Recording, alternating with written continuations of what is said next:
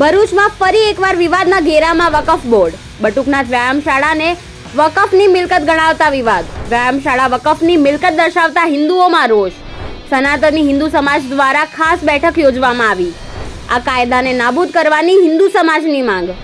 Website પર 1426 મિલકતોને વકફની મિલકત ગણાવાઈ.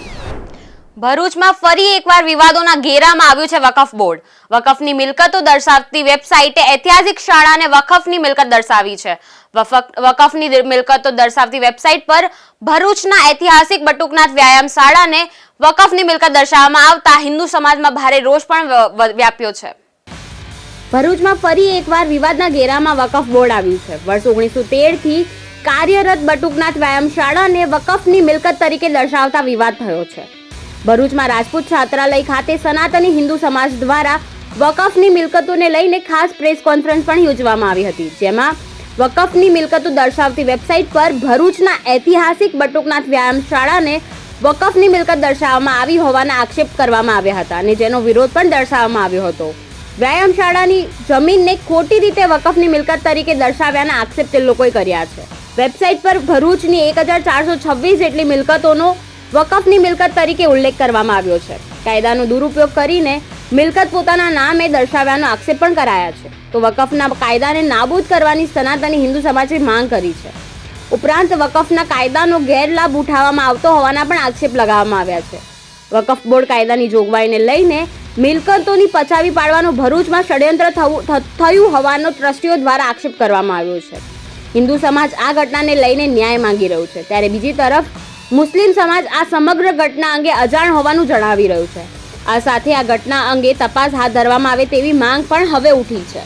પ્રકાશ Modi, advocate Bharuch, બટુકનાથ વ્યાયામશાળા એના ટ્રસ્ટી તરીકે છું અને અમારી સાથે પણ બે ટ્રસ્ટીઓ છે, પિનાકીનભાઈ રાજપૂત અને અર્જુનભાઈ રાવળ. અમારી આ બટુકનાથ વ્યાયામશાળા 1913 થી એનું અસ્તિત્વ છે. આ વ્યાયામશાળામાં અનેક સ્વાતંત્ર્ય સેનાનીઓ તૈયાર થયા છે. એ ઉપરાંત એવા નામી પહેલવાનો પણ આ બટુકનાથ વ્યાયામશાળામાં તૈયાર થયા છે. આ વ્યાયામશાળાનું નિર્માણ સ્વાતંત્ર્ય સેનાની એવા છોટુભાઈ પુરાણી, અંબુભાઈ પુરાણી તેમજ અહીં ભરૂચમાં સ્વાતંત્ર્ય સેનાની કનુભાઈ શાહ, કનૈયાલાલ માનેકલાલ મુનશી આવા અનેક રાજકીય નેતાઓ પણ આ ભરૂચની બટુકનાથ વ્યાયામશાળામાં તૈયાર થયેલા છે. અને આ વ્યાયામશાળામાં અમે પણ પોતે બાળ્યકાળથી વ્યાયામશાળા સાથે જોડાયેલા અને અત્યારે પણ આ વ્યાયામશાળાનું અસ્તિત્વ છે. અનેક સ્પર્ધાઓ આ વ્યાયામશાળાના નેજા હેઠળ થઈ રહી છે. દર વર્ષે કુસ્તી, તરણ, સાયકલ સ્પર્ધા, દોડ અનેક સ્પર્ધાઓ પણ આ વ્યાયામશાળા દ્વારા યોજવામાં આવે છે.